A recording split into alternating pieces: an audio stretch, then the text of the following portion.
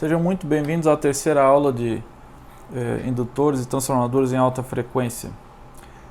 Essa aqui é a aula 3 e hoje a gente vai falar sobre transformadores, tá? Sempre lembrando que a gente está trabalhando em alta frequência, tá? Então, o que a gente vai apresentar aqui, alguma coisa pode ser utilizada em transformadores de baixa frequência, mas esse estudo é feito para alta frequência. Bom, só falando um pouquinho mais sobre algumas coisas que a gente já viu sobre transformadores, né? A gente vai rever alguns conceitos de como modelar um transformador, ideal e não ideal. Começando pelas equações básicas, né? Que é da indutância. Isso aqui que está apresentado aqui, ele é um transformador, mas ele tem uma indutância própria dele, né? Veja que a indutância, que a gente chama aqui de magnetizante dele, é igual a N ao quadrado dividido pela relutância, né, que é esse RC. A relutância a gente viu que é o caminho magnético, está representado aqui na linha tracejada, é dividido pela permeabilidade relativa do meio, vezes a permeabilidade do ar, que é o μ0, e vezes a área. Então a gente percebe que quanto maior a permeabilidade do meio, menor é a relutância, e isto leva então a maior indutância. Tá? Bom, agora vamos começar analisando esse transformador com um transformador sem carga. Tá? O que é um transformador sem carga? Veja que no secundário desse transformador não tem nenhum resistor, não tem nenhuma carga, né? Então ele está sem carga. Então não tem corrente circulando no secundário, tá? Apenas no primário. Como tem uma corrente circulando no primário, a gente viu que essa corrente vai gerar um campo magnético, né? E esse campo magnético vai ficar circulando então nesse núcleo, né? Que tem alta permeabilidade. Bom, dessa equação, então, pela lei de Faraday, que está apresentada aqui em cima, a gente viu que se nós temos um fluxo que varia no tempo, é criada então uma tensão aqui que a gente chama de tensão E1, né? Porque agora a gente vai também relacionar a tensão do outro lado, que é a tensão E2. Então vamos colocar nomes, né? Tudo no primário a gente chama de 1 e no secundário de 2. Vocês percebem aqui então a tensão E1, o rolamento N1 e N2, e aqui vai ser o V2 depois da saída. Então veja que essa corrente está criando um fluxo, e esse fluxo também vai passar pelo secundário, né, pelo rolamento secundário. Bom, vamos determinar então qual seria a máxima tensão que nós poderíamos ter nesse núcleo. Vamos escrever uma equação da tensão máxima em função ali de alguns parâmetros desse transformador. Tá? Então vamos lá. A primeira coisa, vamos definir um fluxo, uma equação para o fluxo. Normalmente o fluxo, se o sistema for todo senoidal, o fluxo também vai ser senoidal. Tá? Então imagine que você tem um fluxo que tem um valor máximo vezes uma cosseno, uma equação senoidal. Então daqui a gente já inicialmente vê que a tensão ela vai estar defasada 90 graus do fluxo. Porque se eu sei que esse fluxo tem essa expressão, se eu derivo ele, né, de acordo com essa expressão aqui em cima, então isso vai me resultar numa derivada do fluxo no tempo, né, derivada de cosseno vai ser, então, derivada de seno vai ser a derivada que está aqui dentro do argumento, em relação ao tempo. Então veja que aqui vai aparecer um ômega, certo? E esse seno vai se transformar em cosseno, né? Então nós temos aqui N1 vezes a derivada do fluxo 1, vai aparecer o ômega, N1 vezes o fluxo máximo vezes o cosseno. Esse cosseno a gente também pode transformar novamente para seno, para a gente verificar que de fato teve, né, uma tensão defasada de 90 graus. Então veja que o fluxo e tensão elas estão defasados no tempo. Tá? Agora, se a gente pegar essa expressão aqui que nós determinamos, a tensão E1, que está aqui, e nós digamos, você precisa saber o valor máximo dessa tensão. Então, a gente pega esse valor aqui, né? Que esse aqui é o valor de pico. Então aqui nós temos, ó, que o valor máximo de E1 vai ser 2π vezes a frequência, vezes o número de enrolamentos, vezes o fluxo. E a gente sabe que fluxo, ó, ele é a densidade de campo magnético, vamos botar aqui máximo, né, porque a gente está pegando o valor de pico, então a densidade máxima, vezes a área, tá? Vezes a área desse núcleo. Tá? Bom, e a gente sabe que o valor eficaz para uma forma de onda senoidal, né, é o valor máximo dividido por raiz de 2. Então, daqui ó, nós obtemos aquela expressãozinha que você já deve ter visto pelo menos alguma vez na vida, se vocês cursaram engenharia elétrica, né? Que diz que se eu quero, por exemplo, uma tensão eficaz no meu transformador, por exemplo, né, eu tenho que ter essas características, que são aqui, ó, 4,44 vezes a frequência, vezes o número de enrolamentos, vezes o B máximo utilizado e vezes a área do núcleo. Tá? De onde é que saiu esse valor 4,44? Bom, se vocês pegarem ali, vamos reescrever a expressão. Ó. Aqui nós tínhamos, olha, observe essa expressão aqui. Ou essa aqui mesmo, vamos botar aqui o E máximo, né? O E1 máximo. Ela vai ser igual a 2πf vezes N1 vezes o φ máximo, né?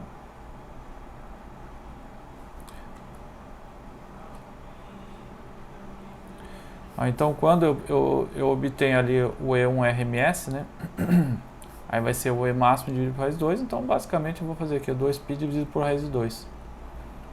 Vezes N1 vezes o B máximo, né? Vezes a área. Então, o 4,44 é isso aqui, né?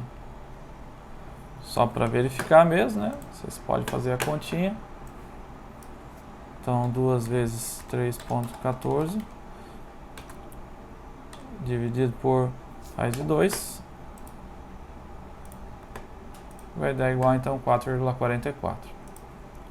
Tá? Então, daqui que sai essa expressão.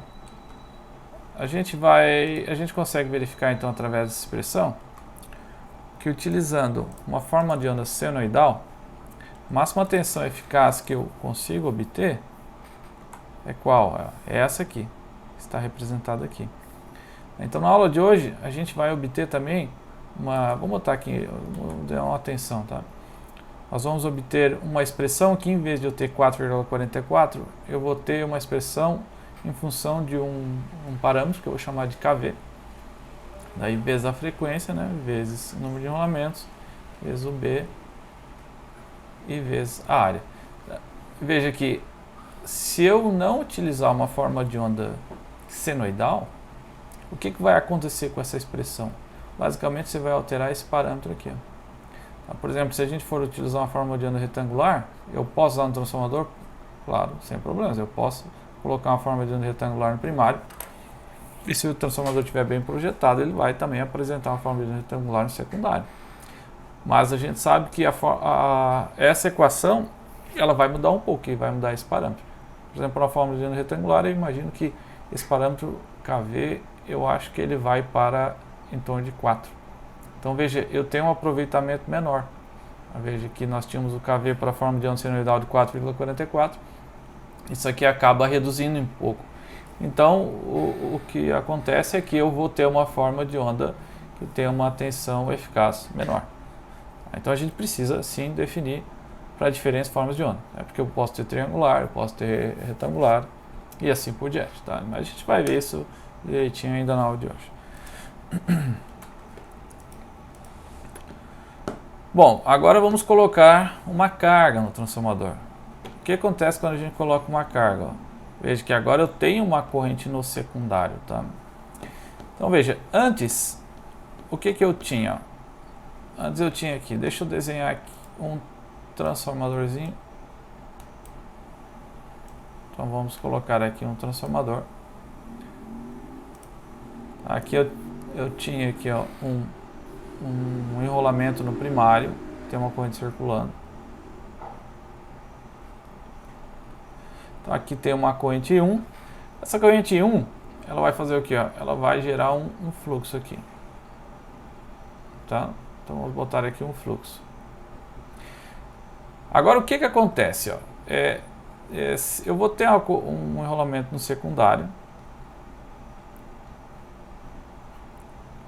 Ó, se não tiver carga, aqui vamos botar uma fonte também, né? Só para dizer que tem uma corrente circulando. Aqui não tem carga. Se não tem carga, o que vai acontecer? Aqui vai gerar uma tensão V2. E essa tensão V2, eu posso escrever da seguinte forma: pela lei de Faraday, e considerando a lei de Lenz também, que tem um sinalzinho negativo, então, ela vai ser o que? Aqui, ó, vai ser a derivada do fluxo, né?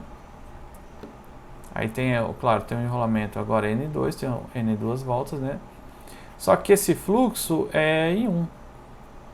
Desculpa, é o fluxo devido à corrente em 1. Então, verifiquem que aqui vai ter uma tensão, mesmo não tendo corrente, tá? Mesmo não tendo corrente, se você vir aqui com um voltímetro, você vai observar, ou um osciloscópio, né? Você vai verificar que tem uma forma de onda aqui. Tá? Porque nós temos um fluxo. Aqui está passando aqui, então vai ser gerado. Agora, o que acontece quando, por exemplo, eu coloco uma carga aqui, ó? Quando eu coloco uma carga, o que vai acontecer é o seguinte, ó. Deixa eu só ver se o enrolamento está certo aqui. Só um minutinho, deixa eu ver, o fluxo vai para cá. Eu acho que o enrolamento...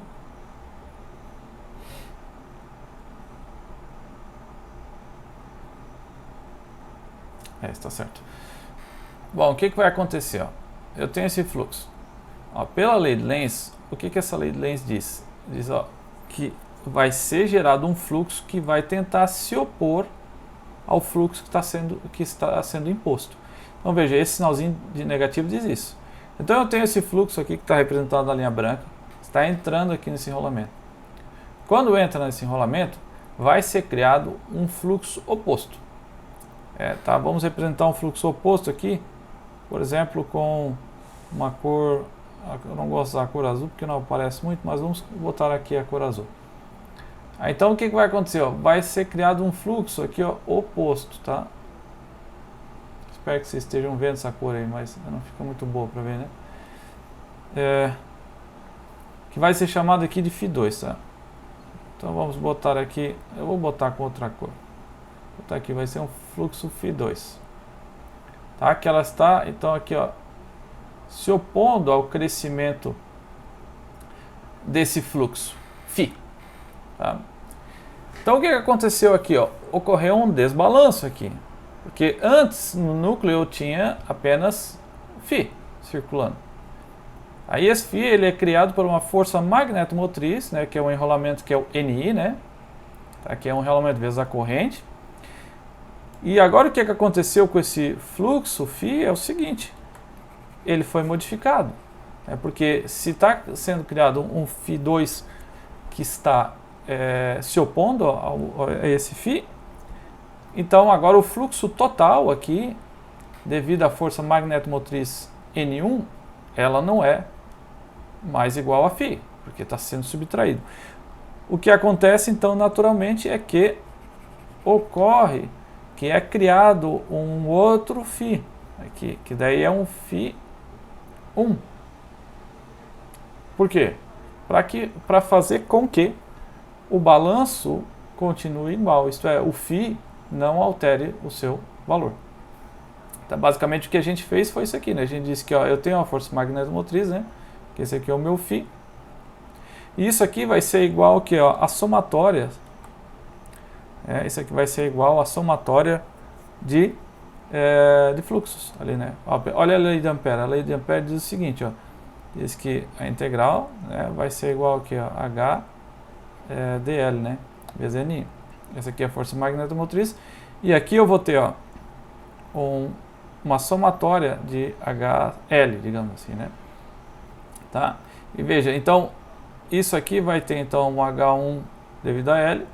E aqui 1 menos, né, H2 devido ao L, que o L não mudou. Tá? Então veja que esse fluxo, ele para ser alterado, quando ele é alterado, vai ser criado um outro fluxo Φ1 para tentar equilibrar esse balanço. Tá? Isto é, essa corrente I1 ela vai ter que ser suficientemente grande para criar o φ mais o φ1.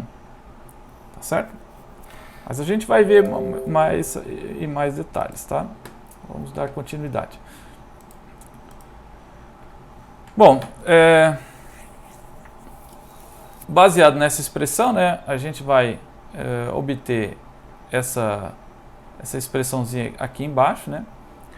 Porque, verifiquem, ó, se vocês verificarem essas duas expressões, V1 e V2, veja que o fluxo aqui em V1 e V2 que está passando, ele é o mesmo, né?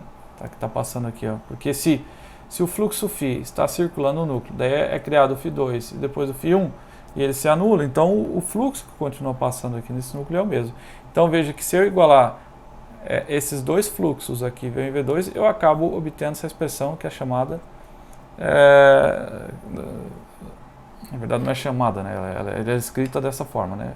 V1 sobre V2 igual a N1 sobre 2, N1 sobre N2, tá? Que é igual a A, certo? Ó, então, essa aqui, na verdade, essa expressão eu escrevi errado aqui embaixo, né? Era ao contrário. Deixa eu apagar essa expressão aqui, que ela está errada, né? É o contrário. Então aqui é a somatória, isso aqui, né? Vai ser a somatória de correntes e enrolamentos, tá? Aí nos dois enrolamentos, né? Aqui vai ter, vamos escrever aqui, ó. Vai ter N1 vezes I1 menos N2 vezes I2. Tá certo? Bom,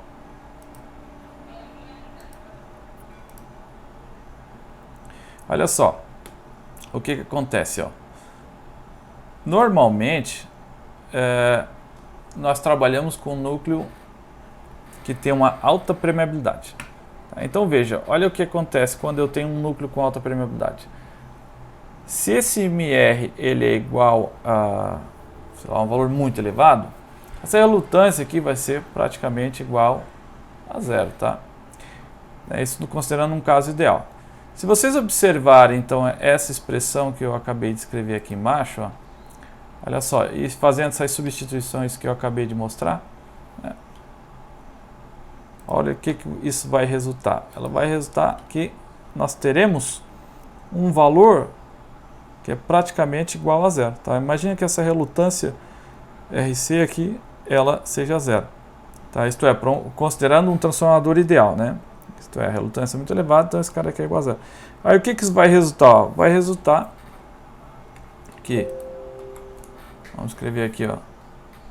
Agora eu vou apagar isso aqui tudo e vamos escrever, ó. N1 igual a N1 vezes I1 menos N2 vezes I2, isso aqui vai ser igual a zero, né? Digamos com um núcleo perfeito, tá? Daí nós obtemos outra expressão.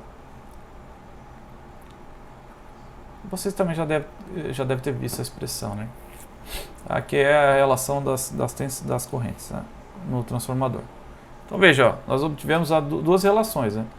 Uma relacionada à corrente, né, que está apresentada aqui, e outra relacionada à tensão. Então vamos botar aqui a da tensão também.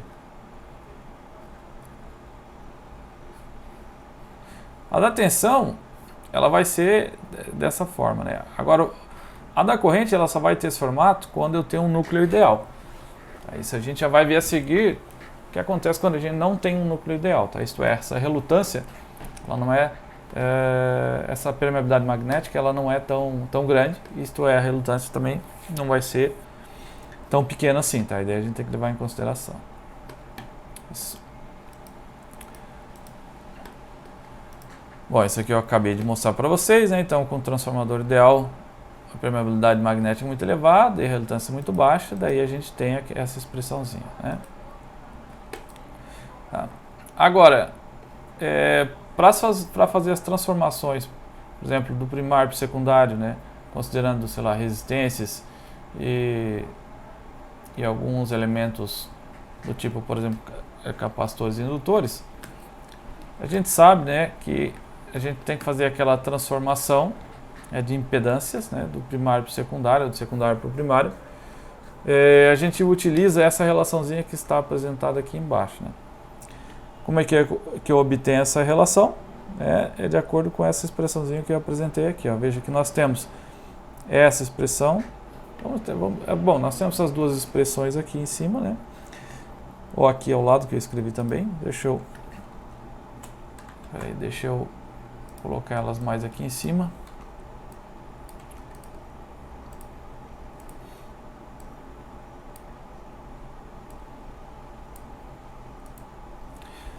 Então veja, se eu escrever, por exemplo, V1 sobre V2 igual a N1 sobre N2, a gente pode escrever a mesma coisa para a corrente, né? Então eu tenho aqui, ó, corrente N1 sobre N2, isso aqui vai ser igual a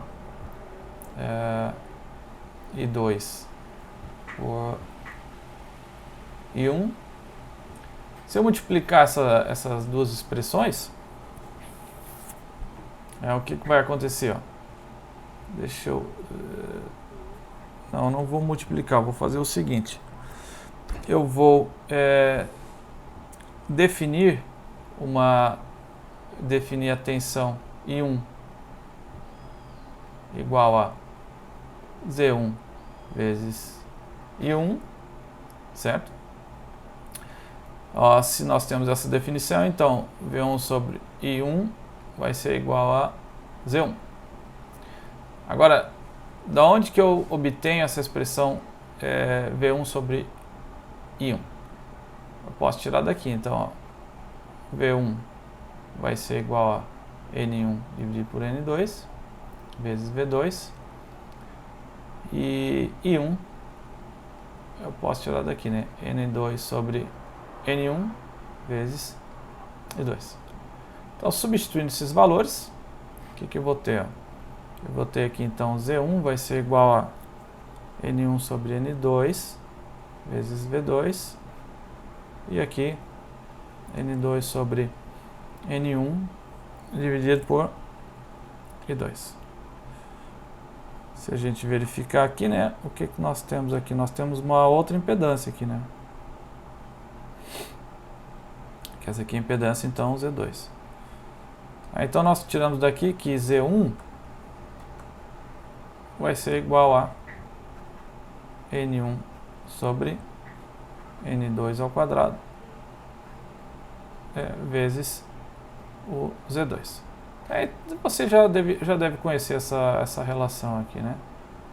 Então, daqui a gente tira essa relação, ou ainda podemos escrever como esse N1 sobre N2 ser igual a como está apresentado aqui no material, né? Isso aqui é para fazer a transformação entre primário e secundário de impedâncias, né? Considerando sempre para transformadores ideais, né? Bom, agora o que acontece quando nós temos, por exemplo, um transformador prático? Quando nós temos o transformador prático, primeira coisa, né? A corrente no magnetizante, nós temos corrente no magnetizante e temos uma perda no núcleo. Então veja, ó, foi adicionado aqui no modelinho de um transformador essa magnetizante, né? E uma resistência. A resistência do núcleo, né? Porque nós vamos ter perdas ali, né? Por corrente de Foucault nesse núcleo, também por histerese. Então veja, ó, o que acontece, ó? Idealmente essa impedância aqui ela é infinita, isto é, não circula corrente aqui, né? Essa corrente Iφ, certo? Ela é infinita. Agora, para ter um núcleo com impedância infinita, esse Xm aqui, né, que é a impedância da magnetizante infinita, eu precisaria ter um núcleo muito grande, tá? Que no nosso caso não é verdade, né? Então, senão, obviamente, ele não seria um projeto otimizado. Tá? Então, tem essa corrente que circula pela magnetizante e ela existe para criar o fluxo magnético no núcleo, tá? Ok, então, vamos lá. Um transformador prático ainda a gente tem as resistências dos enrolamentos, que não está representado aqui, né? E nós temos também um fluxo magnético de dispersão, que no enrolamento, no desenho que a gente tinha feito antes, a gente vai ter aqui um fluxo que vai circular no núcleo, né? E também vai ter aqui um fluxo que vai ser disperso aqui, tá? Então veja, não está representado num transformador ideal, mas a gente vai ter que considerar também, tá? Bom, a corrente no primário, então, ela deve satisfazer os dois núcleos, né? Como eu tinha comentado anteriormente com vocês. Ela vai ter que ser grande o suficiente para magnetizar o núcleo, né? Que seria essa corrente de magnetização. E também nós temos uma corrente aqui, que ela está, que é essa chamada corrente I2, digamos 2' ou I2', aqui, né? Que essa corrente é que é de fato que vai passar lá para o secundário, tá? Normalmente a gente projeta ali um transformador para ter em média, né, em termos práticos, essa corrente IM a gente calcula ali para ela ser mais ou menos uns 10% dessa corrente que está indo lá para o secundário, tá?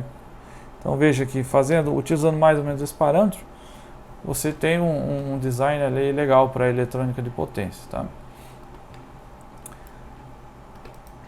Tá, então, veja, agora, considerando o transformador prático, a mudança que nós temos é a seguinte. Veja, o μR ele é finito, então a permeabilidade do núcleo ela é finita, ela não é mais infinita. E quando nós temos o μR finito, nós teremos então uma relutância que ela não será mais zero. Então agora a nossa relação do transformador, ela não é diretamente aquela que nós já conhecíamos, né, que é N1 vezes I1 igual a N2 vezes I2. Agora nós temos essa relaçãozinha aqui, tá? Porque a relutância do núcleo não é igual a zero. E o que acontece, tá? Veja que agora a gente vai trabalhar. Se a gente trabalhar nessa faixa linear, como vocês estão observando aqui, ó, o que vai acontecer? Ó? Se eu colocar uma forma de onda senoidal no primário, eu vou ter uma forma de onda senoidal no secundário, tá? Agora o que acontece é o seguinte, ó, é que imagina que eu tenho esse fluxo aqui, tá? Que está passando aqui no núcleo. Ó, com o fluxo senoidal, eu imaginaria que eu deveria ter uma corrente lá no secundário que fosse senoidal também, tá? Ou até no primário, né? O que acontece é o seguinte, é que, ó, olha só, à medida que o fluxo vai crescendo, né, se você pudesse traçar linhas, se por exemplo, eu acho que eu vou fazer o seguinte, deixa eu copiar essa figura para a gente trabalhar aqui no desenho aqui ao lado, tá? Eu acho que eu consigo riscar, daí fica melhor. Então imagina agora, eu tenho, imagina que eu estou nessa parte aqui do núcleo, mais ou menos aqui, ó. Então se eu estou mais ou menos nessa parte do núcleo, ó, o que acontece? À medida que a corrente vai crescendo, né, para criar o fluxo, ela vai crescendo de forma linear. Então a corrente, ó, até esse ponto aqui, ela vai crescendo de forma linear, né? Daí, na segunda parte aqui, ó, eu tenho esse fluxo, né? Aí a corrente também cresceu de forma linear, então tá legal, né? Ela ainda está ainda com formato, de certa forma, senoidal. Se eu estivesse trabalhando só no formato, aqui nessa faixa linear, digamos aqui que se fosse assim, né? Essa forma de onda ela ia acabar virando uma senoide, tá?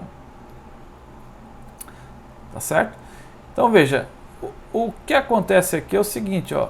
Imagina que eu continue aumentando o fluxo, né? E veja o que acontece, ó. Eu vou aumentando o fluxo e essa corrente vai aumentando, só que ela vai aumentando muito mais rápido do que o meu fluxo está solicitando. Então veja, para criar, por exemplo, esse fluxo de pico, ó, veja que eu vou precisar de uma corrente muito maior do que se fosse, por exemplo, aqui linear, né? Certo? Ó, porque imagina que se fosse linear, a corrente que seria exigida seria essa aqui, né? Agora, como aqui está entrando em saturação, né? Essa aqui é uma parte da esterese, tá? Lembra da esterese que eu tinha desenhado, né?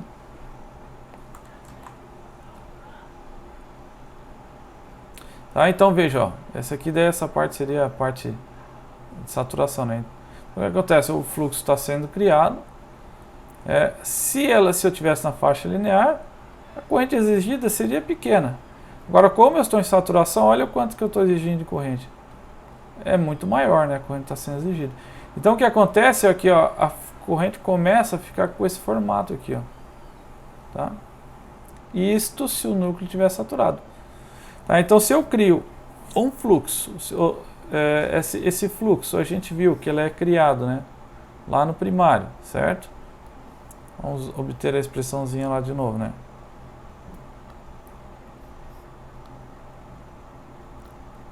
Tá aqui, né? Ó, o fluxo ele é criado aqui então por essa corrente, né? Agora, se eu crio então um fluxo e o núcleo está saturado, né, a gente percebe então que o que vai acontecer é que a corrente aqui ela vai ter não um formato senoidal, mas sim um formato que ela tem um valor de pico muito elevado, tá? Então esse que é o problema de a gente trabalhar com o núcleo saturado, né? Então a gente sempre tem que trabalhar, essa aqui é a curva de BH, né? Então a gente sempre tem que trabalhar nessa faixa linear. A gente não pode, isto é, tem que trabalhar abaixo, né, do valor de saturação, tá?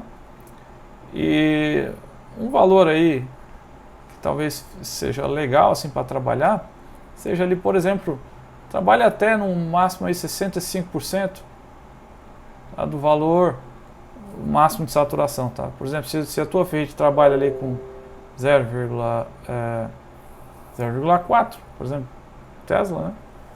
Então, o que você pode fazer é trabalhar com 65%. Então, digamos, vamos fazer o cálculo aqui, 0,65 vezes 0,4. Esse daí, vocês trabalhariam então ali com 0,26 Tesla, tá? O que eu acho um valor bom para uma ferrite comum, tá? Então eu botaria, por exemplo, uma faixa de trabalho até 0, quanto que deu ali? 0,26, né? Ah, posso trabalhar um pouco mais? Pode, tá? Não tem problema, mas você talvez comece a ter uma forma de onda um pouco não tão senoidal, né? Por exemplo, lá, às vezes você pode perceber que o seu núcleo... Peraí só um minutinho que eu tô... Você pode, por exemplo, perceber que o seu núcleo começa a ter uma corrente que deveria ser senoidal, né? Ela começa daí a ficar não tão senoidal assim, né? Ela começa a ter um valor um pouco mais bicudo aqui, né? Tá? Isso aí é devido então ao você está trabalhando ali próximo da saturação. Então, o legal é que ela seja senoidal se você botar uma forma de onda senoidal. Tá?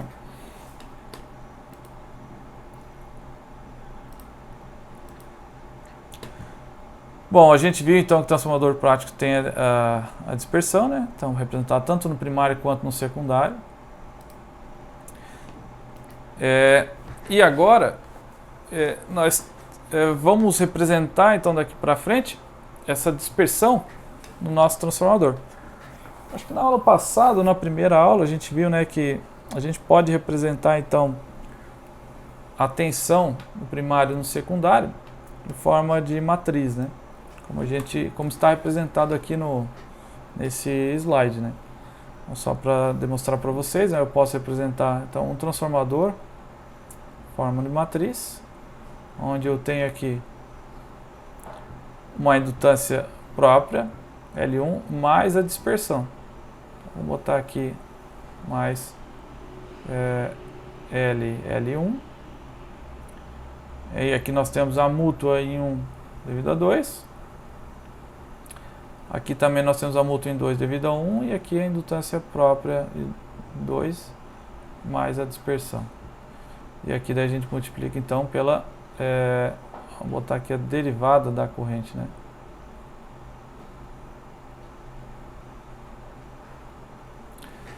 tá? É o que está representado aqui. A gente já viu isso, né? Acho que na primeira aula. Tá?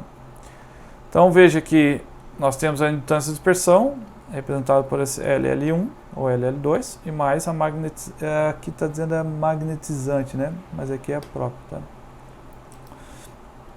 Tá, então,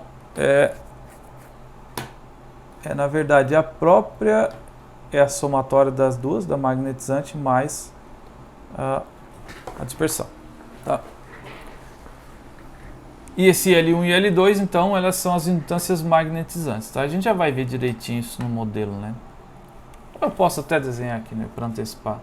Então, no modelinho transformador, nós temos aqui a indutância dispersão mais a magnetizante. Aqui nós temos daí a representação da conexão, como é que eu chamo isso? O acoplamento, né, magnético. Então esse rolamento tem N1 uma volta e aqui N duas voltas. E aqui nós temos a dispersão secundária.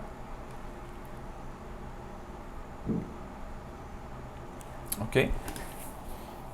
Isto aqui, né, está... Esse lado da esquerda então está referenciado ao primário, da direita referenciado ao secundário. Né? Esse aqui então seria o V1, esse aqui o V2. Tá? Ok. Então veja, ó, indutâncias próprias, então essa somatória da magnetizante, seria esse cara aqui, e mais a dispersão, que seria esse aqui. Tá? Então a gente chama aqui indutância própria, LL1 mais L1. Tá? Então, onde L1 e L2 são indutâncias magnetizantes. Tá? O que a gente pode fazer então? A gente pode determinar essa indutância mútua fazendo essa definição aqui. Tá? Daí, de onde é que foi tirada essa definição? Ó, se vocês verificarem, eu vou fazer o seguinte, eu vou igualar o M dos dois lados aqui, tá? Então, vamos escrever aqui, ó. Da primeira expressão, eu tenho aqui, ó, L1, considerando essa primeira aqui. Vai ser igual, ó, já jogando N2 e N1 para o lado esquerdo, então vai ser igual a N2, L1 vezes N2 sobre N1 vai ser igual a mútua. Né? E do outro lado aqui, ó, verifique a expressão de baixo, L2, ó. L2 vai ser... L2 vai ser igual a N2 sobre N1 vezes a mútua, então eu posso escrever que a mútua, pegando essa expressão, vai ser igual a quanto? Ó? Vai ser igual a N1 sobre N2 vezes L2. Então daqui, ó, se vocês verificarem, ó, L1 vai ser igual a quê? Vai ser igual a N1 sobre N2 ao quadrado vezes L2. A gente acabou de determinar essa expressão, né? Só que antes a gente utilizou a impedância, né? Então aqui era, por exemplo, Z1, né? E aqui era o Z2. Então veja, essa mútua ali nada mais é do que uma definição que foi feita, né? Tá? Então veja, a gente acabou de determinar que a mútua ela segue essa expressão, ela está correta, né? Tá? Então eu posso escrever que L1 vai ser igual então a N1 dividido por N2 vezes a mútua. Tá? Depois a gente vai ver como fica isso num circuito magnético. Tá? Vamos lá. E se a gente multiplicar L1 e L2, o que vai acontecer? Tá? Então, se eu multiplico L1 vezes L2, aí eu pego essas duas expressões que estão aqui ao lado, isso vai me resultar em L1 vezes L2 vai ser igual a M ao quadrado. Então, são algumas expressões a mais que vocês podem utilizar para estar determinando a mútua, por exemplo. Tá? Digamos, tu determinou a magnetizante. Mas como é que você faz para determinar a magnetizante? Na verdade, tu determina a própria, né, quando tu mede um transformador. Veja, ó, estou determinando aqui. Desculpa. Eu tenho aqui o modelo do transformador.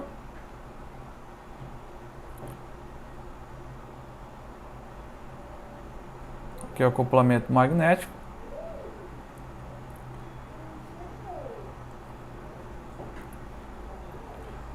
Então, ó, como é que eu faço para determinar, por exemplo, os parâmetros desse transformador? A primeira coisa que eu posso fazer, ó, eu deixo o secundário aberto e venho aqui e coloco um aparelho aqui, que é o analisador de impedância, né? Tá, vamos botar aqui, vou chamar de AP, analisador de impedância. Desculpa, aí, né? Analisador de impedância. E vem aqui e meça essa impedância. Aí o resultado disso aqui vai ser o quê? Vai ser a indutância própria, né? A indutância própria visto do primário. A indutância própria, ela vai ser o quê? Vai ser a indutância de dispersão mais a indutância magnetizante, né? Então daqui eu tirei a indutância própria. Ó, a mesma coisa eu posso fazer do secundário, né? Do lado secundário. Então eu venho aqui do lado secundário e faço a medida com o primário aberto. Isso aqui no transformador real já, né? Fazendo analisador de impedância. Então eu vou lá e tiro a indutância própria visto secundário, né?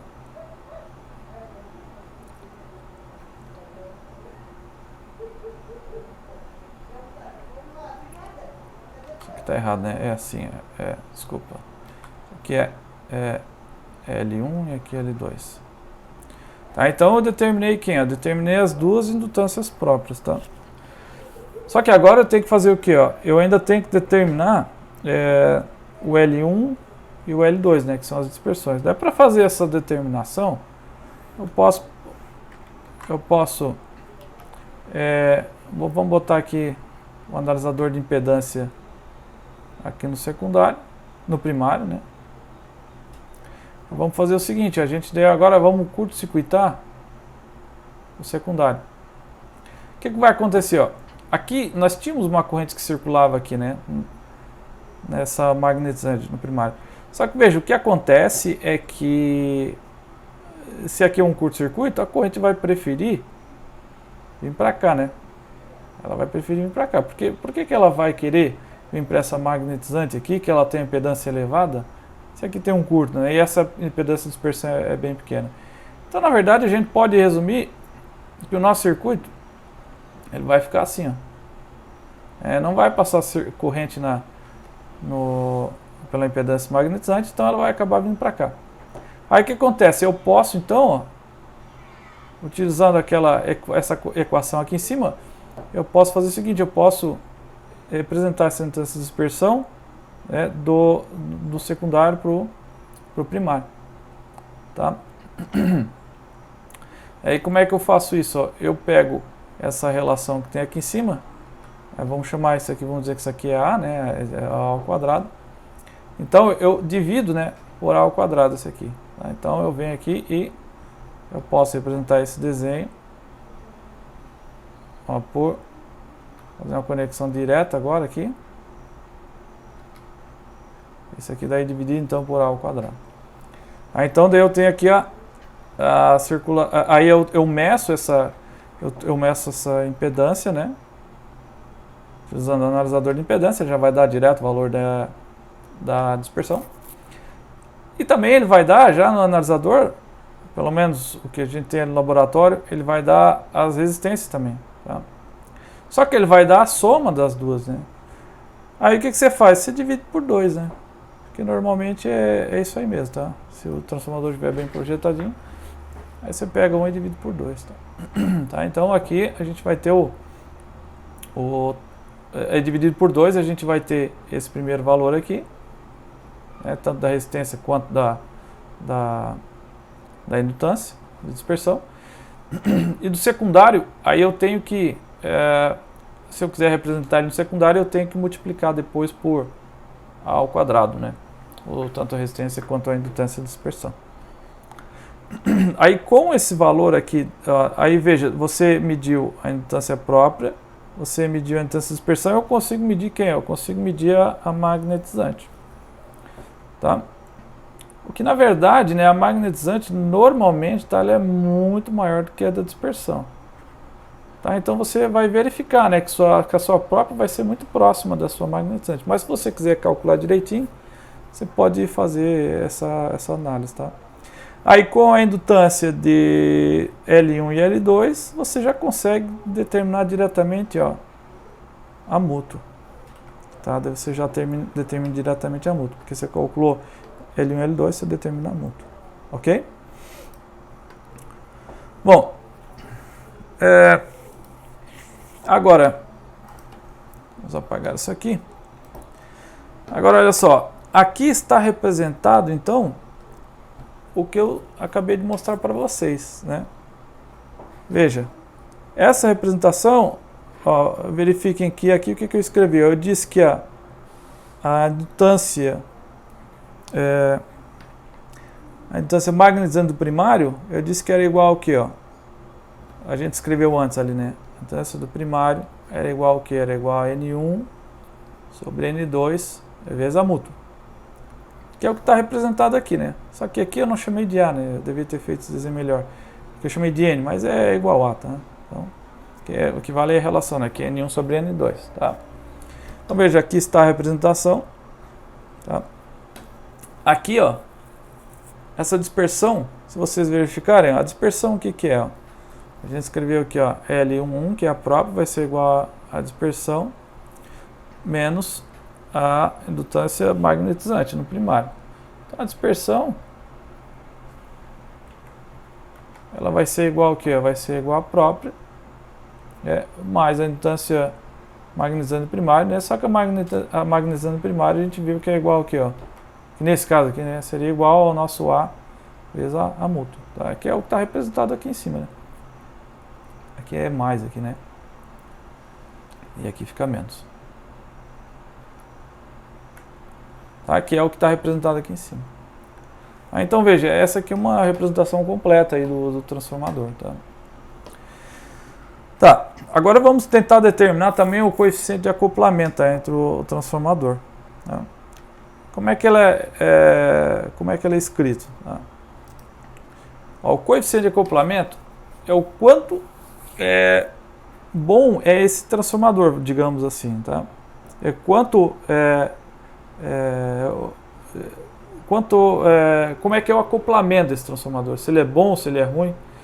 Como é que a gente define isso? Ó? Bom, de uma forma simples. O que seria fisicamente o acoplamento, né? O acoplamento fisicamente seria o seguinte, ó, vamos desenhar aqui um transformador.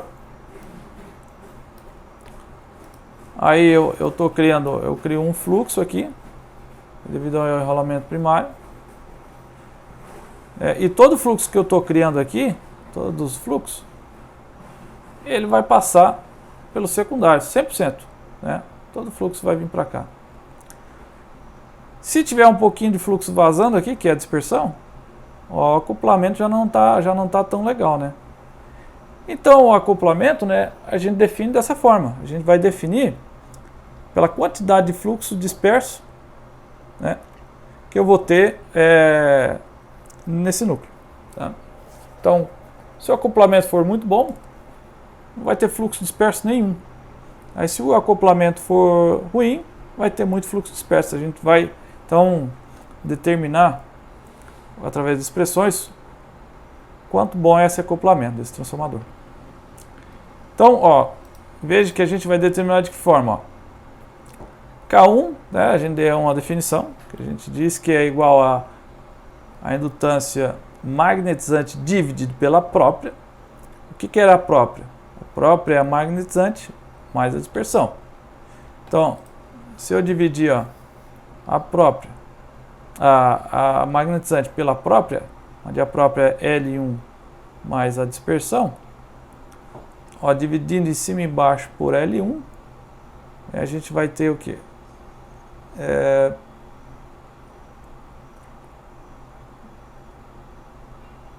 Dividindo em cima e embaixo, vamos ver por L1 ou por... Peraí, só um minuto. Desculpa, tá ao contrário, né? Vamos fazer o seguinte, ó. Na verdade, vamos deixar a própria aqui. E vamos colocar aqui, vamos substituir a magnetizante, né? Então a magnetizante a gente viu que a própria é a magnetizante mais a dispersão. Então substituindo aqui ficaria L1 mais ficaria L11 menos, né? Menos a dispersão dessa expressão aqui em cima, né? Jogando esse cara para o outro lado, então ficaria isso aí, né? Ó, daí dividindo os dois lados, ficaria aqui 1 menos a dispersão. Olha o que a gente percebe, ó. A gente percebe que se a dispersão for zero, Ó, se esse cara aqui for 0, aí esse K1 ele vai ser igual a 1, o que é bom, né? Tá? Mas ainda isso aqui não é definição de acoplamento, porque eu só estou analisando o primário. Veja que pode ter dispersão no primário e no secundário às vezes não tem nenhuma. Então a gente tem que analisar os dois enrolamentos. Então vamos fazer isso. Ó, fazendo para o secundário também. Tá? Então a gente tem a mesma expressão. Aqui ó, vai ser a dispersão sobre a própria e aqui também a dispersão sobre a própria. Agora, se você faz ali, ó, pega e faz multiplica os dois e tira a raiz, vai ter meio que uma média ali, né? Não é uma média, né? Tem um termo matemático para isso, só que agora eu esqueci. Então, multiplica os dois e tira a raiz, tá? Quando você faz isso, você vai determinar então o seu coeficiente de acoplamento. Tá? Agora a gente percebeu o seguinte, né? Ó, se a dispersão L1 é 0 e a dispersão L2 é 0, K1 e K2 vai ser igual a 1. Aí se os dois são igual a 1, obviamente que esse cara aqui, o coeficiente de acoplamento vai ser igual a 1 também. Bom, com coeficiente de acoplamento você também pode determinar a indutância mútua, né? Eu posso escrever nesse formato, né? Mas normalmente a gente determina lá, faz aquele procedimento que eu acabei de apresentar para vocês, né? Faz as medições do transformador, determina depois a indutância mútua, coeficiente de acoplamento, né? Daí você tem uma avaliação melhor do seu transformador. Mas agora digamos que você tenha um transformador com não apenas um primário e um secundário, mas, por exemplo, mais secundários, né? 2, 3, 4, tá? Tanto faz a quantidade. Mas você pode criar uma forma de determinar essas indutâncias, né, e coeficiente de acoplamento também, para N espiras. Tá? Da seguinte forma, você sabe que, pela lei de Faraday, que a variação de um fluxo magnético, ou a derivada de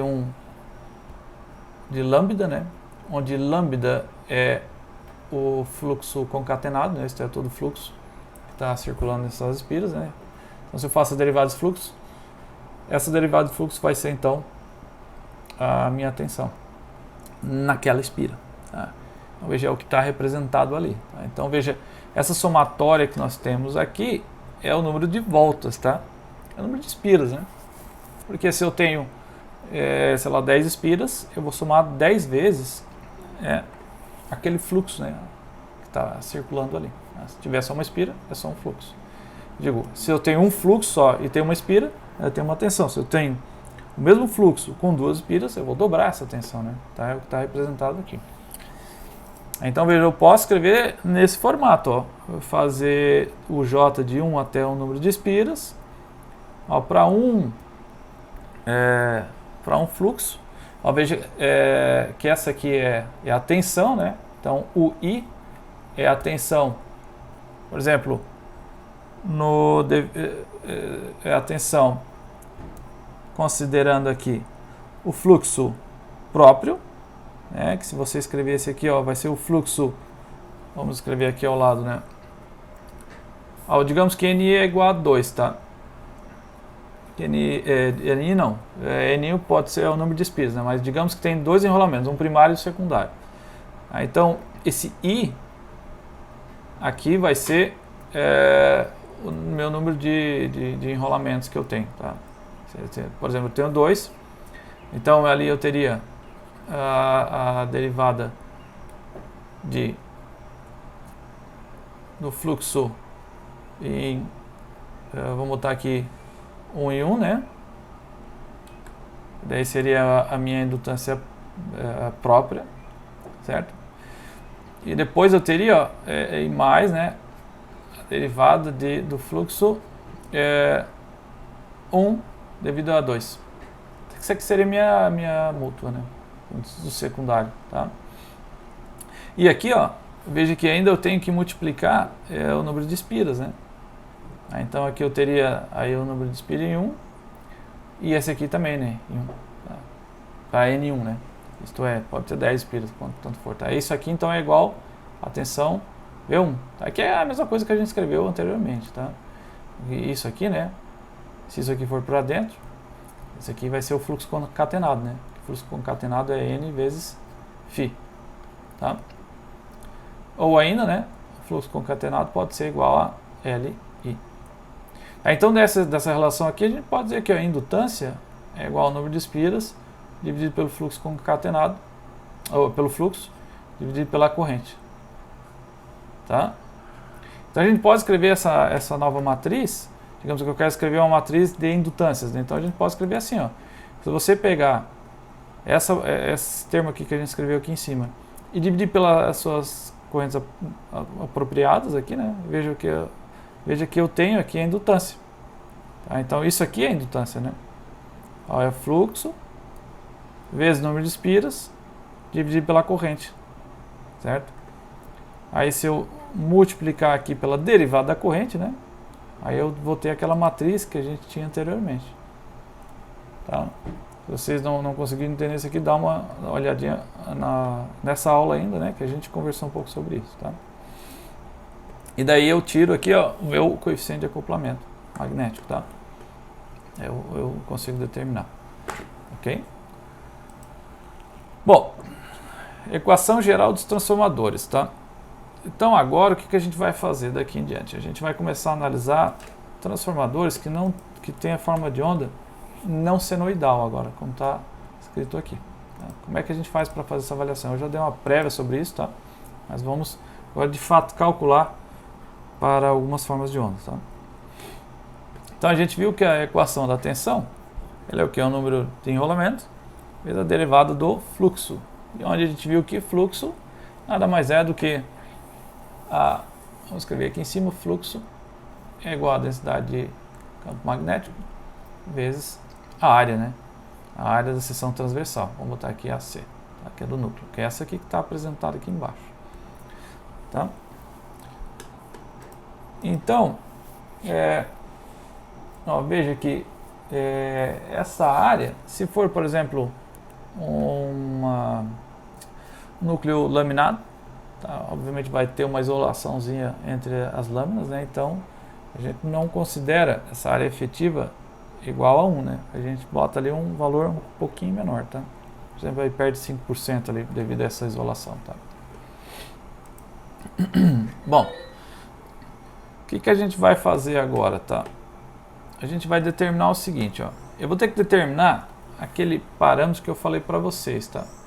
Nós tínhamos que a tensão, ela era igual ao que? Ela era igual àquele parâmetro KV vezes a frequência vezes o B máximo, se eu não me engano, vezes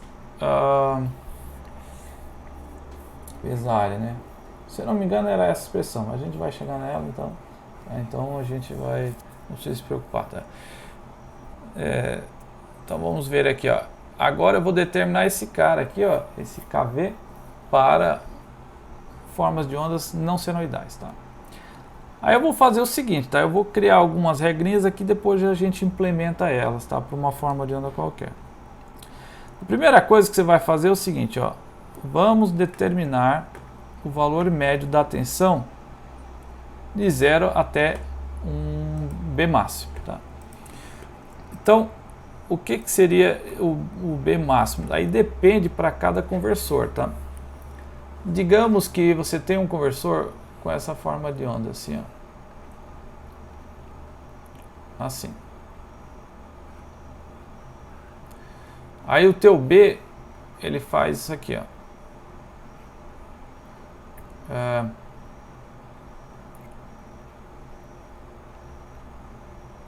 Isso aqui é tensão. E o teu B, ele faz isso aqui, ó. Tá? Olha, a gente está fazendo a integral aqui de 0 até o B máximo, tá? Então esse aqui é o teu B máximo. E o teu zero está onde? Está aqui. Então veja que esse aqui, ó, vai ser o tal. Que nesse caso aqui, tal quanto que vale? Ó? Se isso aqui é o período, então tal vai ser, se for a razão cíclica, vamos botar aqui, se for o D igual a 0,5, o tal vai valer igual ao período sobre 4. Tá? Então, para determinar esse valor médio da tensão enquanto eu tenho aqui enquanto eu tenho o B de 0 até o B máximo, tá? Então eu tenho que calcular esse valor médio. Aqui qual que é o valor médio? Se isso aqui for, digamos que eu chamo isso aqui de VCC, então o valor médio, ó, de 0 até B máximo não precisa nem calcular. É isso aqui. Ok?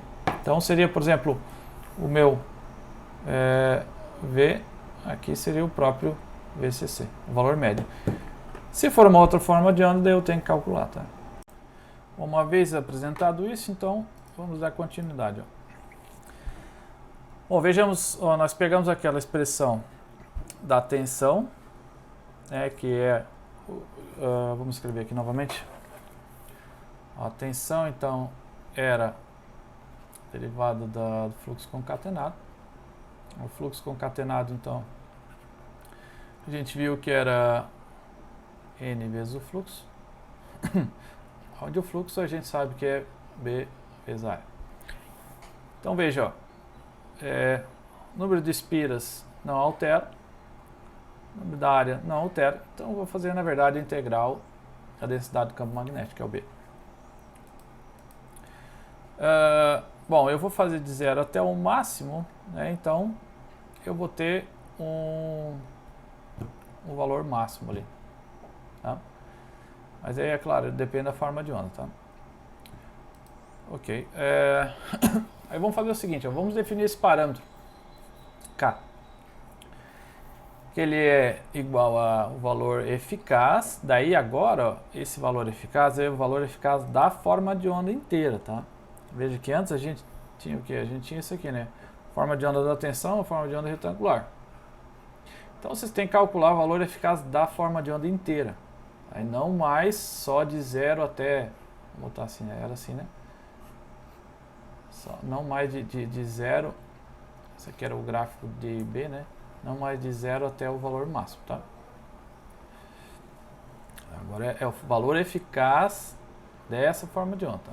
Então você calcula ele como se calcula, né? Que é VRMS igual a raiz de 1 sobre o período de 0 até o final do período da tensão, né? Vou botar aqui ao quadrado. Tá, então você calcula usando essa expressão e divide por esse valor médio que você encontrou. Tá? Então, depois que você... bom, utilizando essa expressão, o que você pode fazer? Joga esse valor médio que você encontrou para lá. Então vai ser o K vezes o valor médio. E fica claro que não é o valor médio da forma de onda inteira, né? Valor médio de 0 até o B máximo. Tá? Essa expressão que você encontrou aqui substitui aqui, certo? Multiplica em cima e embaixo por frequência. Essa frequência aqui de baixo você troca ela para período. Tá? E daí, ó, esse parâmetro K, tu junta com esse outro parâmetro aqui que é 1 sobre o período. Aí vai ficar essa expressão aqui. Aí todo esse parâmetro aqui, que está dentro do parâmetro, a gente chama de KV. Aí você chega naquela expressão que eu tinha comentado com vocês. Na verdade, é aquela expressão que nós encontramos no início da aula, né? Que era 4,4 vezes a frequência, vezes o número de voltas, vezes a área, vezes o B. B máximo, né? Tá certo? Então veja, para a forma de onda senoidal, nós tínhamos esse 4,44. A gente pode encontrar da mesma forma como a gente encontrou aqui, usando essa mesma definição que a gente encontrou, esse 4,44. De que forma? Veja, a gente viu que para uma forma de onda senoidal, vamos botar aqui da tensão, essa aqui é uma forma de onda. Aqui nós temos o valor de pico, certo? Qual é o valor eficaz dessa forma de onda? Vamos chamar esse aqui o V de T, né? Então o valor eficaz para essa forma de onda, a gente sabe que é o valor de pico dividido por raiz de 2. Tá, então o valor eficaz a gente determinou. Agora a gente precisa determinar aqui o valor médio de ver. Só que a gente sabe que o nosso fluxo ele vai ser a derivada, né, dessa forma de onda. Isto é, ela é defasada 90 graus. Você lembra que a gente fez isso? A gente fez que a tensão vai ser igual à derivada do fluxo. Então, se a forma de onda senoidal, o fluxo, né, a gente fez o contrário, a gente definiu o fluxo e depois determinou a tensão. Mas tanto faz, tá? Vai dar uma forma de onda aqui, vou botar defasada. É 90 graus. Aí veja, ó. Deixa eu melhorar essa forma de onda, tá feia, né? Aqui. Essa aqui, por exemplo, é a forma de onda do fluxo. Aí o que acontece? Ó, a gente vai integrar o do fluxo de 0 até o fluxo máximo. Então veja que o nosso tal aqui, ó, ele também é período sobre 4. Então agora vamos fazer esse valor médio. Então aqui vai ficar, ó, 0 até t sobre 4. Em vez de usar tempo, eu gosto de usar em radianos. Eu acho mais fácil. Então aqui seria o equivalente a π sobre 2, né? Então ficaria 1 sobre π sobre 2. Aqui eu faço a integral de 0 até π sobre 2. De quem? Daquela função da tensão, né? V de pico vezes seno de θ de θ. Então aqui ficaria 2 sobre π vezes V de pico. A integral fica menos cosseno de θ de 0 até π sobre 2. Bom, cosseno de π sobre 2 é 0. Aí tem esse menos aqui na frente, né? Aí quando vai ficar menos cosseno de 0 vai dar 1. Então, na verdade, esse valor médio, naquele período de integração, vai ser igual a 2 sobre π vezes V de pico. E agora a gente vai encontrar aquele parâmetro. Deixa eu apagar essa parte aqui de cima.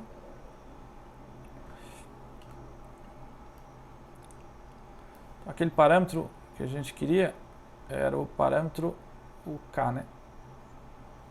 Então, aquele parâmetro que era o valor eficaz, RMS, dividido pelo valor médio. Então, esse parâmetro vai ter que dar 4,44, né? Então, o valor eficaz aqui, ó, é V de pico sobre raiz de 2. E o valor médio ali é 2 sobre π vezes V de pico. Deixa eu verificar se é isso. Então, aqui, só um minutinho.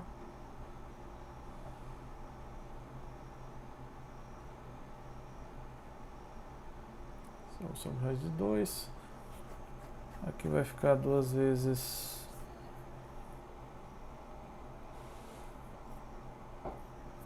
Acho que é isso, vamos ver. Tá. Vamos continuar aqui. Então vai ficar esse V de pico corta V de pico. Aqui vai ficar então π sobre 2 vezes raiz de 2. Agora a gente não acabou ainda, né? Por quê? Se vocês verificarem aquele KV, ele vai ser esse aqui, ó. KV vai ser igual a K, que é esse cara aqui em cima, né? Dividido pela frequência, vamos botar aqui, ó, tal pelo período. A gente viu ali que o tal, ele é igual a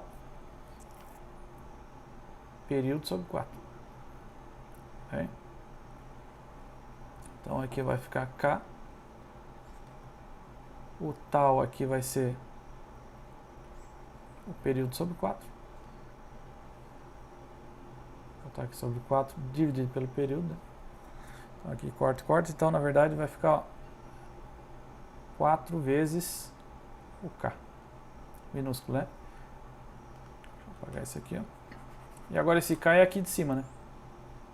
Então vai ficar, ó, 4 vezes π dividido por 2 raiz de 2. Então Vamos continuar aqui o KV, então o KV vai ser igual a 2π sobre raiz 2. Vamos calcular. Então vai ser 2 vezes π, isso vai dar 6,28,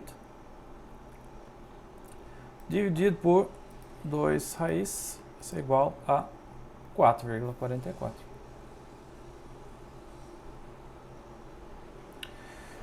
Então eu só fiz o processo inverso para vocês, tá? Para vocês verificarem que essa metodologia funciona se eu utilizar, por exemplo, uma forma de onda senoidal. E ela vai funcionar também se eu fizer isso com uma outra tipo de forma de onda, tá? Então, essa é a metodologia para a gente determinar quanto vai ter de valor eficaz, já considerando os parâmetros do transformador e tudo mais, se não for uma forma de onda senoidal, que é o que a gente vai fazer agora. Por exemplo, ó, esse aqui é um exemplo que tem lá no livro. Ele está pedindo para determinar o valor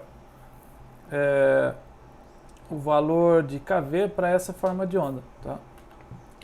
Então vamos fazer rapidinho aqui do lado. Então vamos verificar, ó, o KV. Veja, a integral. Então deixa eu pegar aqui só para a gente relembrar. Então primeiro determina um K minúsculo, então que é VRMS, dividido pelo valor médio de V. Tá? E aí, deixa eu botar o KV aqui, né? O KV, que é o que eu quero determinar, é K dividido pelo tal, dividido pelo período. Então, vamos verificar, ó, qual o valor médio dessa forma de onda.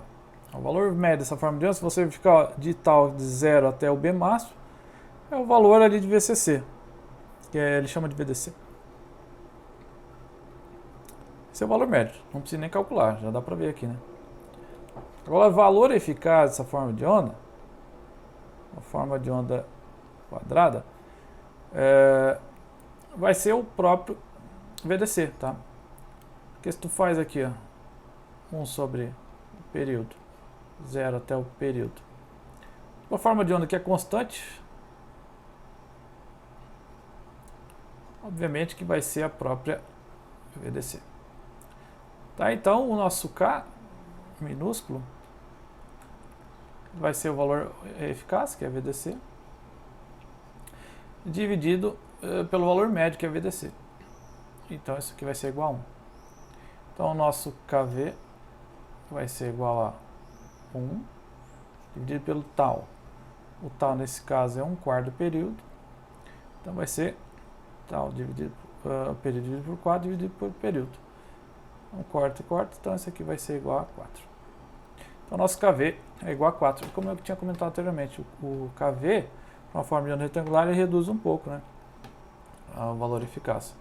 Aí reduz de quanto? Bom, é só dividir aqui 4 dividido por 4,44. Então vai ter uma perda aí de 10% aí se eu utilizar uma forma de onda retangular, tá? O valor eficaz. Bom, aqui no segundo exemplo, ele pede para determinar essa forma de onda para um conversor Ford. Está aqui embaixo o KV, tá? Essa aqui é a resposta. Eu peço para vocês fazerem isso aí, tá? Então tenta usar a mesma metodologia, qualquer coisa é só tirar dúvida comigo, tá? Então vamos lá. Agora eu vou começar a apresentar alguns procedimentos para a gente fazer a otimização, que vai ocorrer na próxima aula, não vai ser nessa não, tá? Então a gente vai fazer aquele mesmo procedimento. Vamos determinar um monte de forma de onda, tá? Um monte de expressões, e daí depois a gente vai acabar apresentando na próxima aula o procedimento, tá? E na próxima aula eu vou apresentar o próximo trabalho para vocês apresentarem. Então vamos lá. A potência em cada espira. Como é que eu calculo ela? Determinada a tensão vezes a corrente. Isso é a potência aparente, tá? Isso aqui é a potência aparente. Então o que é a potência aparente? A potência aparente é a tensão vezes a corrente eficaz, né? Então vejamos. A tensão, veja que é aquela que nós determinamos anteriormente. Aqui a tensão. Veja, isso aqui tudo eu tirei para fora dessa somatória, porque dentro da somatória só vai ficar o número de rolamentos e as correntes. Mas se eu jogar toda essa expressão aqui para dentro e volta, eu vou ter aquela expressão da tensão vezes a corrente. A corrente está aqui e a expressão da tensão era aquela, né? Que a gente viu anteriormente. É KV vezes F vezes B vezes A. Vezes N, que é o número de rolamentos. Tá? Daí, se eu multiplicar por I pelos dois lados, eu tenho aquela expressão ali. Isso aqui é a potência em cada espira. Né? Aí se eu fizer uma somatória de 1 a N, vai ter a potência em todas as espiras. Bom, fator de utilização é o quanto vai ocupar da área da janela. Então eu pego a área do condutor, isso aqui é a área total dos condutores, WC, dividido pela área da janela. E onde o número de condutores, a área de todos os condutores, basta eu pegar a área de cada condutor, que é esse AW, e multiplicar pelo número de espiras. Tá? Eu tenho a área total dos condutores. A gente está escrevendo tudo nesse formato aqui para poder tirar essas somatórias aqui, tá? Então vejamos, ó, se você pegar essa expressão aqui e substituir nessa aqui de cima, você acaba obtendo essa expressão aqui em cima, que é KU vezes NI vezes AWI e tudo mais, tá? E daí, ó, jogando esse WO para a esquerda, ó, você acaba obtendo essa expressão aqui, tá? Essas expressões a gente vai utilizar, vocês já vão ver, tá? Mas a gente vai utilizar mais ali na frente. Mas estou fazendo o desenvolvimento delas, tá? Bom, o que é densidade de corrente? Densidade de corrente é pegar a corrente de um cabo e dividir pela área dele. Que é essa aqui, né? Aqui é a densidade de corrente em cada cabo. Então, o efeito pelicular de proximidade pode ser contabilizado aumentando a resistência do condutor através do KU. Onde KU, o que é? Ó? Já vou apresentar aqui para vocês, tá? No final, a gente vai apresentar 3 equações e eu vou apresentar o KU, tá? Mas, basicamente, veja, KS é a resistência em alta frequência dividido pela resistência CC. Então, vai ser um parâmetro que vai variar de 0 até 1, né? Se não tiver efeito pelicular, esse KS é 1. Porque daí a resistência em AC vai ser a mesma em DC. Tá? Kx é a mesma definição. Resistência em alta frequência dividida pela resistência contínua, em corrente contínua. Só que veja que esses parâmetros são relativos a determinados efeitos. Esse primeiro deve relativo ao efeito pelicular e esse segundo é o efeito de proximidade, que a gente não estudou ainda, tá? Mas é um outro efeito que também ocorre em alta frequência. Tá? E daí, como é que a gente define o fator de ocupação na janela? Ó, veja que KU vai ser o que? Vai ser esse KB dividido pelo KS pelo KX, onde o KB é o fator de ocupação utilizado pelos condutores circulares, desconsiderando esses efeitos. Então assim, ó, você pega, vai lá e tem a tua janela, aí tu tem os cabos, né, na janela, aí você percebe que tem os espaços aqui vazios, né? Ó, tudo isso aqui é espaço vazio. Então esse KB seria isso.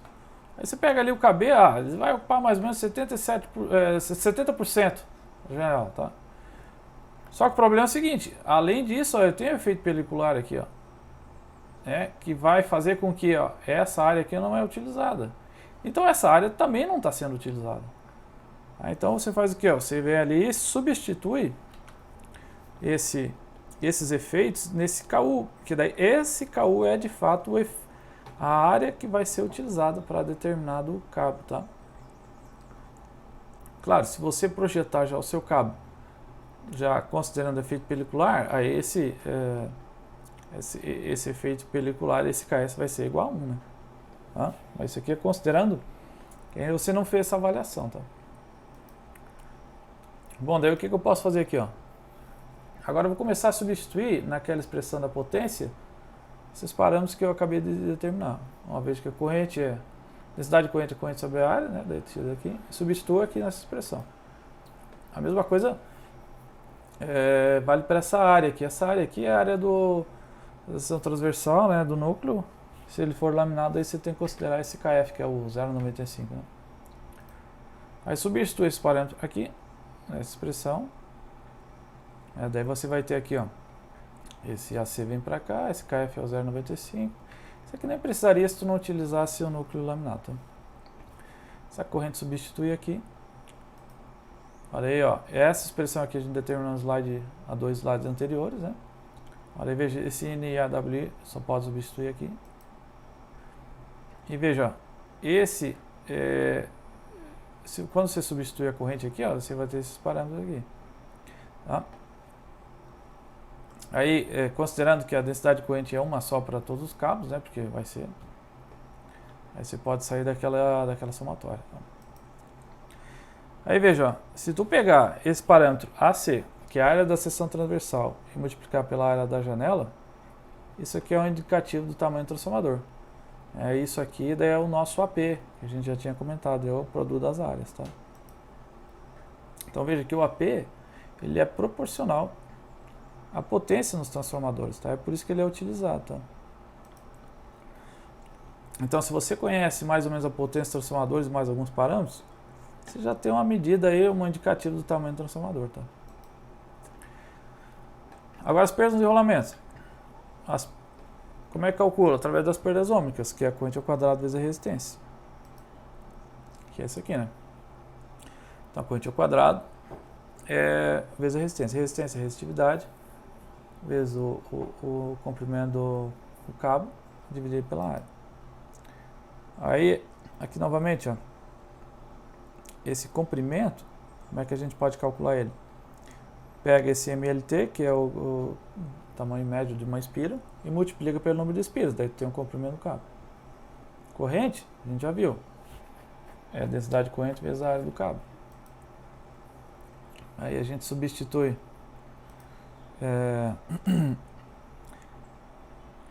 deixa eu ver aqui, tá, essa expressão aqui é para próximo cálculo, né? Ó, as perdas no cobre, então, é igual aqui, ó, é igual a corrente ao quadrado vezes a resistência.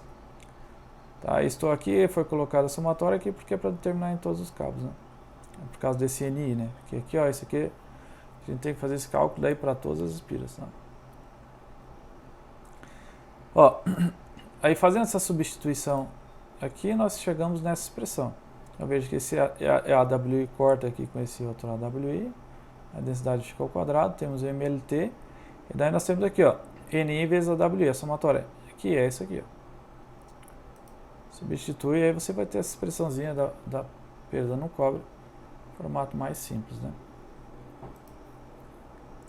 Novamente, como a gente fez na aula passada, substitui o volume pelo MLT vezes... Esse aqui é o volume dos enrolamentos, né? Então pega o comprimento médio de uma espira e multiplica pelo volume da área, nós vamos ter o volume dos cabos, né? Aí fica aquela expressão simples que eu acho que nós já tínhamos determinado anteriormente, né? Perda no cobre. Agora as perdas no núcleo, aí vem para os Steinmetz, né? Veja, aqui tem um coeficiente, vezes a frequência, vezes B máximo. Essa aqui é a perda volumétrica, tá? Por isso que eu não entro o volume aqui.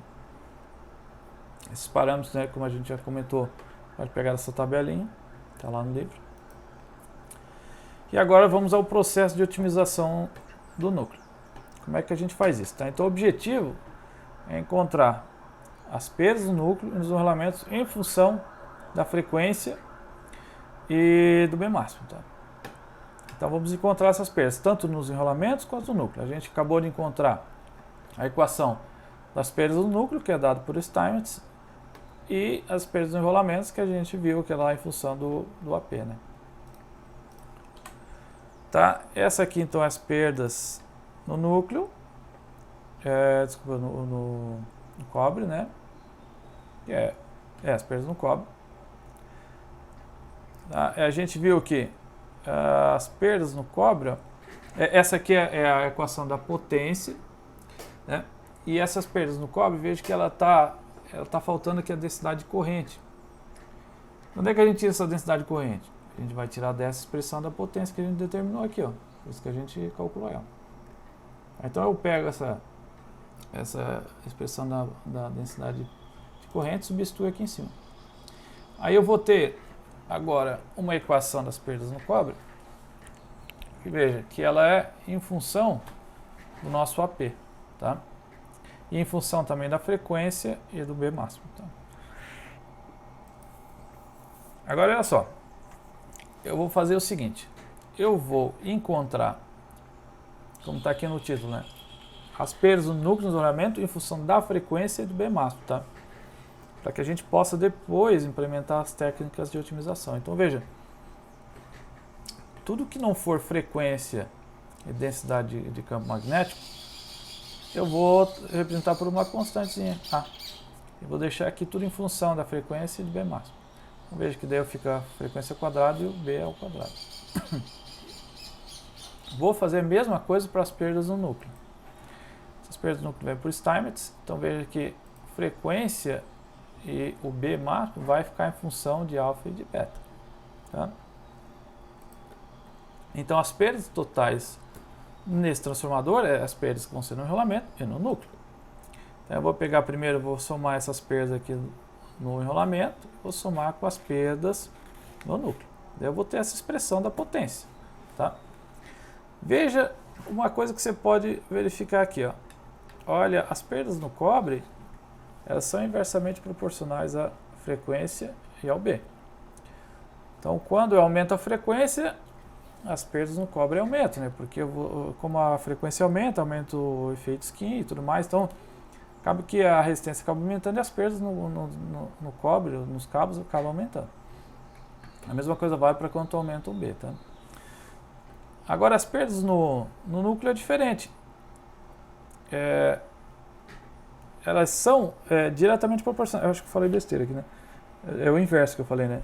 Quando eu aumento a frequência, as perdas no cobre acabam diminuindo, tá? Mas veja, isso aqui desconsiderando as perdas do efeito pelicular, né? Tá? Porque se a gente sabe, se tiver o efeito pelicular, né, a resistência acaba aumentando, né? Porque a área diminui, então acaba aumentando. Mas, então, eu vou desconsiderar isso, tá? Eu vou desconsiderar, então, esse efeito pelicular, tá? Porque, veja, o efeito pelicular está representado aqui pelo KU, né?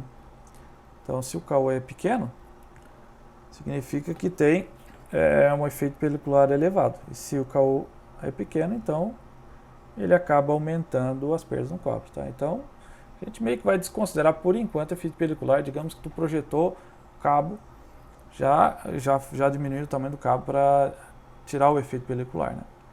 Tá? Então, vejamos, ó, desconsiderando o efeito pelicular, a gente verifica que a perda no cobre é inversamente proporcional à frequência B. Quanto maior o B, quanto maior a frequência, menor a perda. Agora, as perdas no núcleo já é diretamente proporcional. Então, quando eu aumento um, eu diminuo o outro, tá? Ah, vou aumentar a frequência? Então, bom, pode aumentar a frequência, mas vai aumentar as perdas no núcleo. Ah, vou aumentar o B máximo? Também, tu vai aumentar as perdas no núcleo. Então, tu verifica que tem uma relação quadrática para a primeira expressão e essa expressão de baixo, aí depende do material que eu vou utilizar, porque depende de alfa e beta, tá? Mas a gente percebe que uma aumenta com o aumento da frequência e do B e outro diminui. Então, a gente vai ter um gráfico, por exemplo, nas perdas no cobre, que vai... vamos fazer um gráfico assim, ó, que isso aqui é proporcional à frequência e ao B. Então, à medida que vai aumentando o B, para as perdas no cobre, vai aumentando o B e vai diminuindo as perdas. E para as perdas no núcleo, né, à medida que vai aumentando o B, vai aumentando as perdas. Vou até desenhar com outra cor aqui.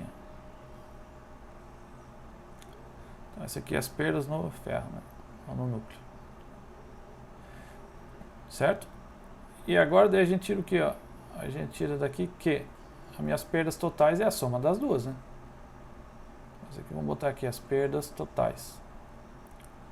Que é aquele P que está ali, né? Então, qual é o ponto que é mais interessante a gente trabalhar? Nesse aqui. Que é o ponto da perda total mínima. Que ponto é esse? É quando nós temos as perdas no cobre iguais às perdas no núcleo. Tá? Então, se a gente chegar nessa relação aqui, é a melhor relação que tem. Tá certo. Então, vamos fazer o seguinte, ó. Aí a gente pode ter algumas opções. Veja, Se você observar aqui na expressão do núcleo, esse alfa e beta é desconhecido. Então vamos fazer 3 opções. Uma delas quando eu tenho alfa igual a beta, outra quando eu tenho alfa e beta igual e igual a 2. Por quê? Porque aqui nós temos o 2 aqui em cima, tá? Então vamos lá. Primeira coisa, vamos fazer b beta igual a alfa e tentar encontrar um mínimo para a expressão anterior. Aquela expressão que depende da frequência do B máximo, tá? Então eu vou pegar, a expressão da potência total, ó, tá vendo o P? Esse P aqui é o anterior, tá aqui embaixo. Vou derivar essa expressão aqui igual a zero e tentar encontrar a menor potência, né?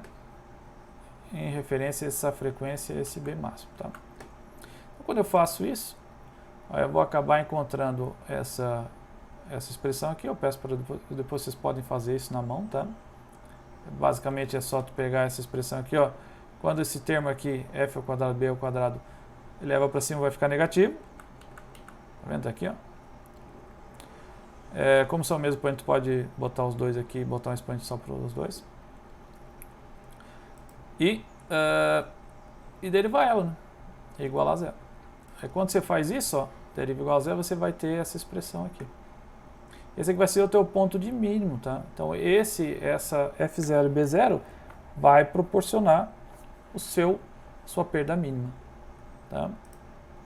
Agora eu vou fazer para beta igual a alfa, que é igual a 2, tá? Veja que daí o 2, de onde é que saiu esse 2? Daqui, né? Ó, veja que aqui em cima, nas perdas no cobre é igual a 2, tá? Vamos ver como é que fica essa expressão. Se você fizer aquele cálculo, bom, aquele cálculo a gente já fez antes, né? Então basta substituir aqui o beta por 2. Então vamos chegar nessa expressão aqui, tá? Agora, A e B, a gente resumiu tudo, A para todo esse parâmetro aqui e B todo esse aqui, né? Então, se eu quero determinar qual é o ponto de mínimo, né, quando eu tenho alfa e beta igual a 2, aí eu chego nessa expressão aqui, tá? Então com essa expressão tu pode determinar o ponto de mínimo e se beta e alfa são igual a 2, tá? Hoje a gente vai fazer para um alfa e beta genérico.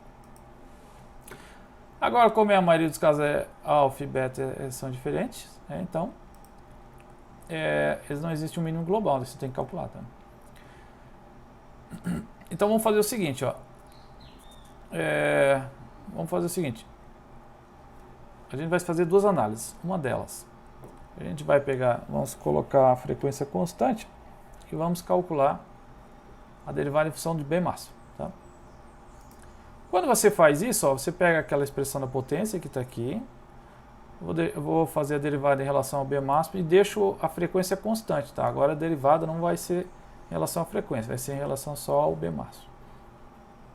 Fazendo essa derivada igualando a zero, você acaba encontrando essa expressão aqui, ó. A perda no cobre vai ser igual ao beta dividido por 2 vezes a perda no núcleo, tá?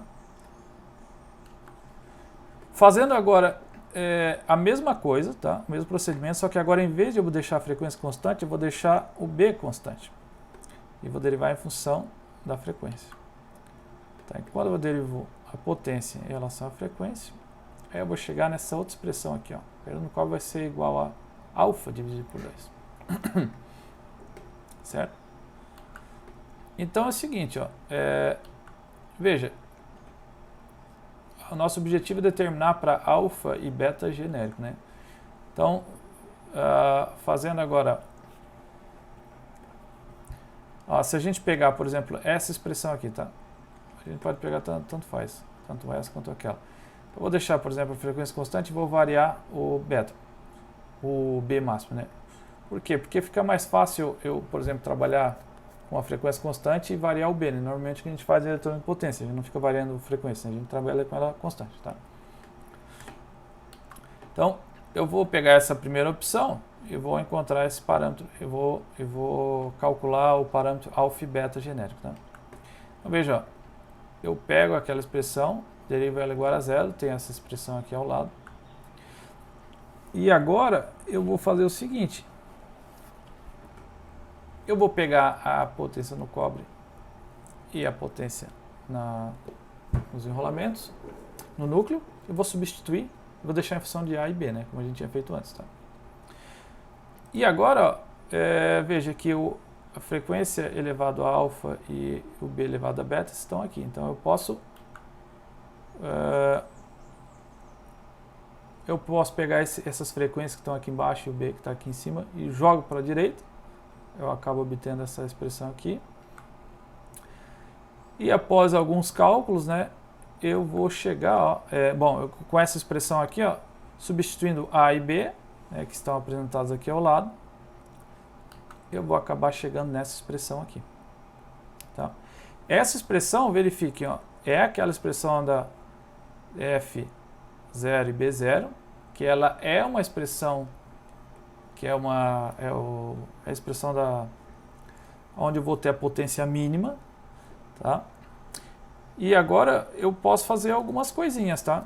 Uma delas, por exemplo, com essa expressão eu posso fixar a frequência, né, com um determinado valor e ficar variando o B, tá? Para a gente ver como é que vai ficar esses gráficos, tá?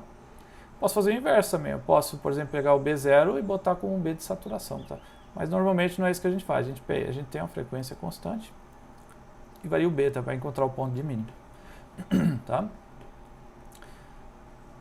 Então vamos lá. Esse aqui é perda no cobre. Tá. Esse aqui são só as expressões anteriores, né? Tá, então vamos verificar o seguinte, ó. Vamos fazer o seguinte. Eu vou pegar essa expressão que eu determinei anteriormente, tá? E no B0, que está aqui, eu vou substituir o B de saturação, tá? Então, com essa expressão aqui, eu vou determinar essa que está tracejada aqui, ó. Por quê, ó? Porque eu estou dizendo que eu botei o B0 igual ao B de saturação, então eu vou ter esse ponto aqui. Tá? Eu teria esse ponto aqui, tá? Se tivesse um B de saturação. Agora é o seguinte, ó. O que nós podemos perceber? Eu peguei essa expressão da perda no cobre e da perda do ferro, tracei os gráficos para uma frequência de 50 Hz, tracejado aqui, tá? Então, ó, é só tu pegar essa expressão aqui da perda no cobre, perda no ferro e traçar. Traça as duas e soma as duas, daí tu vai ter esse resultado aqui, ó, da perda. Só que aqui nós temos o B de saturação, tá? O que a gente consegue perceber aqui, ó? Que para uma frequência de 50 Hz, o menor ponto da potência seria aqui, né? Entretanto, veja que esse ponto aqui eu não consigo trabalhar com esse ponto. Por quê? Ele está acima do B de saturação. Então o que eu faço? O menor ponto possível que eu posso trabalhar é onde está indicado aqui no ponto A. Tá? Então, se por exemplo, se tu quisesse determinar esse B, né, esse ponto aqui, né, é só você substituir a frequência 50 Hz aqui, aí você vai acabar determinando esse B0. E você vai ver que esse B0 ele é maior do que o teu B de saturação. Tá? Claro, para 50 Hz aqui, né? Certo? Ó, se você substituir o teu B0 de saturação, o teu B0 pelo B de saturação, você vai acabar caindo nesse ponto aqui, né? Tá? Bom, agora o que eu posso fazer aqui, ó? Eu vou fazer agora para uma frequência alta. Eu vou pegar 50 kHz. E vou substituir a expressão da perda no cobre, perda no ferro, certo? Vou traçar as duas curvas, somo as duas e vou ter esse ponto aqui. Aí eu percebo que esse ponto B0, ele vai ter uma perda menor que esse ponto A, né? Que é aqui a potência aqui, olha aqui, esse gráfico no Y aqui são as perdas, tá? Então eu vejo que esse ponto D aqui, ele vai ser menor que o ponto A, tá? Mesmo se o ponto de mínima aqui fosse abaixo da saturação, mesmo assim, com a frequência mais baixa, as perdas ainda seriam maiores. Tá? Então, veja, é essa análise que a gente vai fazer. Agora, por que a gente encontrou essa expressão aqui? Tá? Porque a primeira coisa que a gente vai fazer no processo de otimização é nós vamos determinar o B0 com todos esses parâmetros, né, frequência, todos esses parâmetros aqui, e verificar se o nosso B0 ficou abaixo de saturação. Se ele não ficou abaixo de saturação, o que, que a gente vai fazer? A gente vai ter que determinar um outro AP. Aí eu troco o AP, pego um AP menor e determino novamente B0.